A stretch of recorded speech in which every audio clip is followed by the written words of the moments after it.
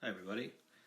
Today I'm going to be showing you how I set up my Ss Brewtech 1/5 horsepower Glycol Chiller with the Temp Twister cooling spiral from Kegland, and I'm also going to be using some quick disconnects and glycol lines from Brewtools.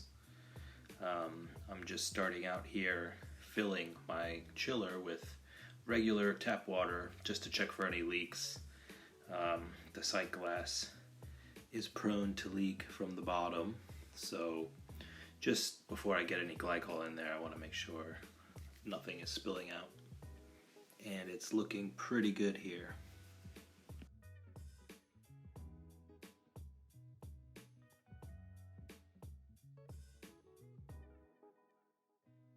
So now I'm going to empty it and wipe it down with a towel and start with my mixture of distilled water, also known as battery water in Norway, and I'm going to use 65% distilled water to 35% glycol. These distilled water jugs come in 4 liters a piece, and these glycol jugs come in 5 liters a piece. I'm going to be using 12 liters of water and 6 liters of glycol.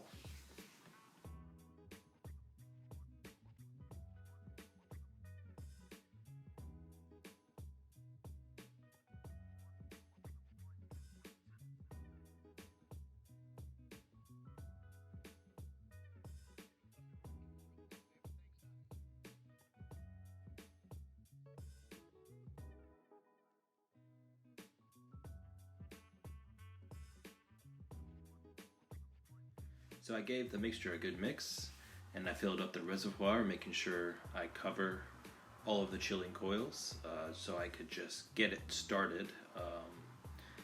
And I waited till later to add the pump so I could test it in water first.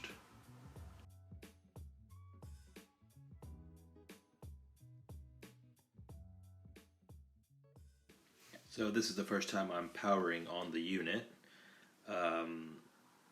Eventually it starts up and I set it to 0 degrees Celsius.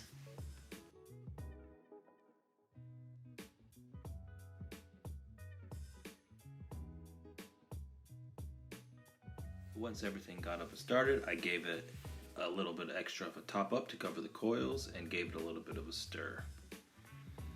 Now it's time to get the Temp Twister project started, and I'm going to use this old lid that came with my brew bucket, and I'm going to put the coil through the top of the lid. I figured this would be best so I could use it on my conical and on my brew bucket interchangeably.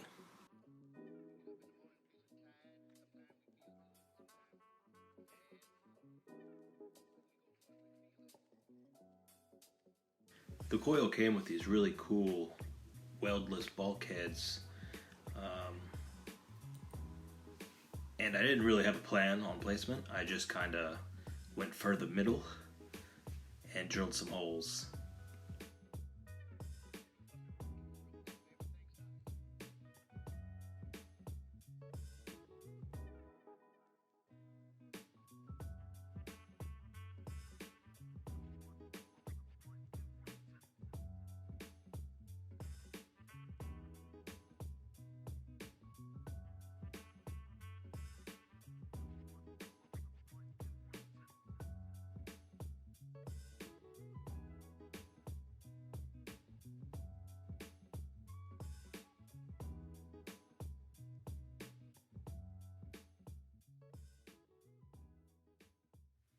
These duotite fittings were kind of a pain in the butt to get the coil into, but I did get there eventually after a little bit of force.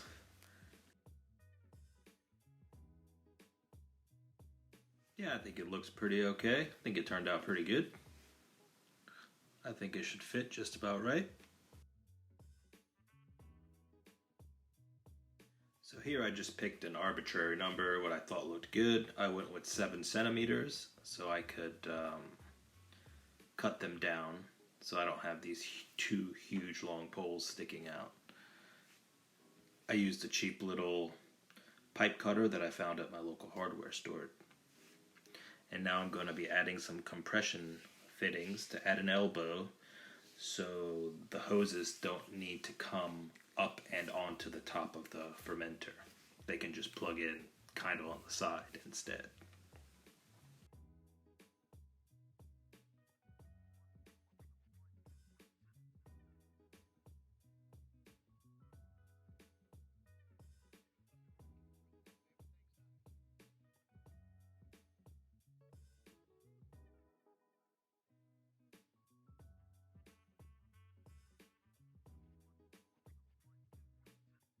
So I'm just using a little bit of heat to get the glycol line onto the chiller itself, and the other end of this line is going to have a quick disconnect with a 90-degree elbow.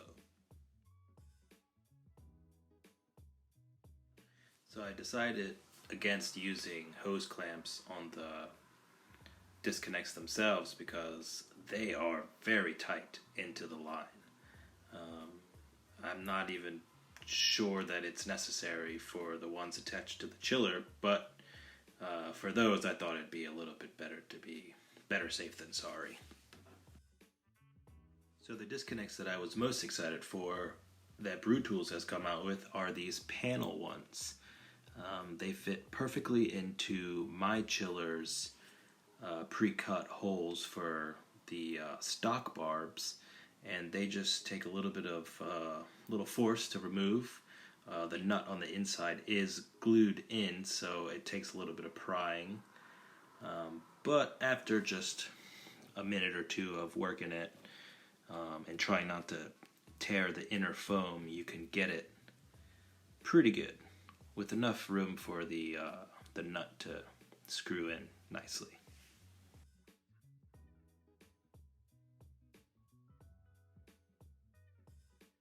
Now I'm getting the main glycol line outfitted with male and female quick disconnects. This glycol line is the double version of what Brewtools sells, and the insulation sleeve is very thick and robust. It's definitely function over fashion, unlike the Ss Brewtech ones, which are more fashion over function. I'm not really sure how much it actually does, but it definitely looks nice.